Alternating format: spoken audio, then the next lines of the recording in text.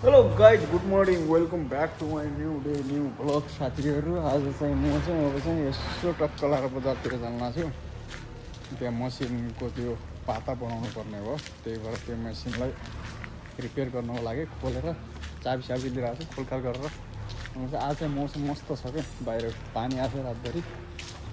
यो चाहिँ मेरो गल्ली हो, म हिँडिरहेको ठाउँ चाहिँ मस्त लाएर चाहिँ अब त्यहाँ गएर त्यो खोलेर दिनुपर्ने छ अनि रिपेयर गरेर 5-6 बजीसम्म रेडी गरेर दिन्छु।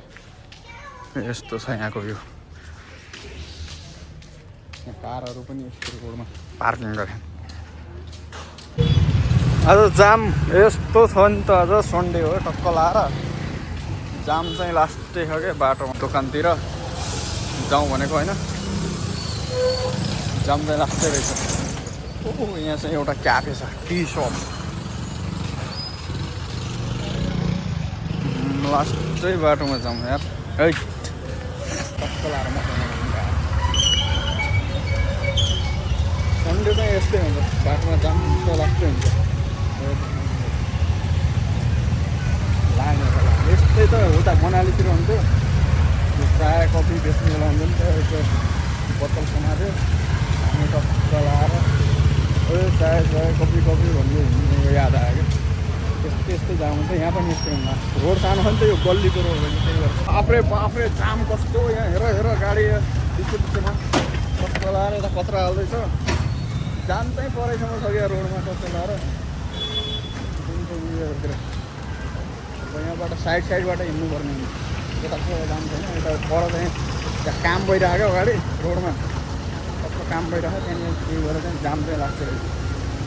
त्यो हुन्छ लाइन। आज सन्डे भनेपछि सब छुट्टीमा बाहिर घुम्नु निस्किन्छन्, त्यही भएर चाहिँ यो गल्लीको रोड चाहिँ हिजो अस्ति हिँड्दाखेरि यहाँ चाहिँ पुरा खाली हुन्थ्यो। आज चाहिँ पुरा मस्त लाएर सबैजनाहरू हिँडिरहन्।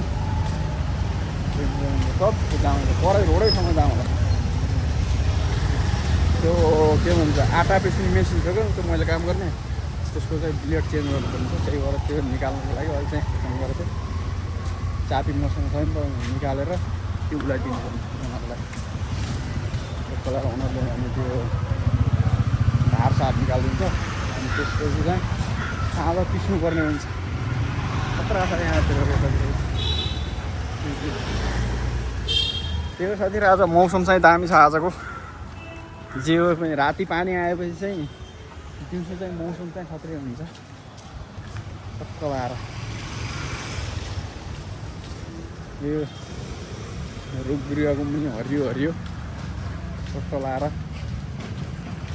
चाहिँ हिँडेपछि फिल चाहिँ मस्त भएर। आज चिसो छ मौसम देख्न सक्नुहुन्छ यहाँ। ल साथीहरू मैले पसल चाहिँ ओपन गरिसकेँ। अनि यहाँ चाहिँ यो लैजानुपर्ने छ क्या, ओनरलाई दिनुपर्ने चाहिँ यो। यसको दाँतहरू एउटा छ नि त, यो दाँत निकाल्नुपर्ने छ। यो लर चाहिँ म अब उनीहरूलाई। ल साथीहरू म चाहिँ पसलमा आइसकेँ, भर्खरै आएको होइन। यो उसको पाता हो कि के प्लेट बनाउनु दिएको, नबनाएरै दियो। बिहान झन् उल्टो ल आज म बनाउँछु निकालेर दियो भने यहाँ आएर बिहान आएर पसल खोलेर निकालेर दिएको होइन। अघि फोन गरेको होइन, थोडा बनायो है, नेक्स्ट विक बनाएका भयो। कसरी हुन्छ कामै यसो गर्दा राम्रै हुन्न नि। त्यसरी त कसरी बिजनेस चल्छ हो साथीहरू यार, तनाव छ मलाई। धेरै सोच जस्तै यसको एक डब्बा पिस्नको लागि लगभग 6-7 मिनट त मिनिमम लाग्यो। 6-7 मिनट मिनिमम लाग्यो। त्यो गरेर काम गर्न तनाव छ। यसको जसरी पनि गर्ने भयो, 9 चाहिँ बताउने गर्यो। तर 9 बजे सिद्धिने माल चाहिँ 8:30 बजेको चाहिँ सकिहाल्थ्यो। मजाले रेस्ट त हुन्छ नि, कन्टिन्यू उभिनुपर्छ। 3 घन्टा चाहिँ कन्टिन्यू उभिनुपर्छ। कहिले चाहिँ 10 पनि बज्छ, 4 घन्टै भनौँ। 4 घन्टासम्म चाहिँ कन्टिन्यू उभिनुपर्छ। यो हेर्नु यता पसल यो खुले होइन, किनकि चल्दैन यो बिजनेसै छ।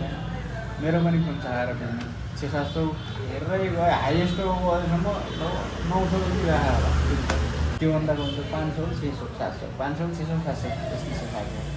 500 ल्यायो साइड आउनु लाग्यो यताबाट चाहिँ फेसमा हालेर आउँदैछ।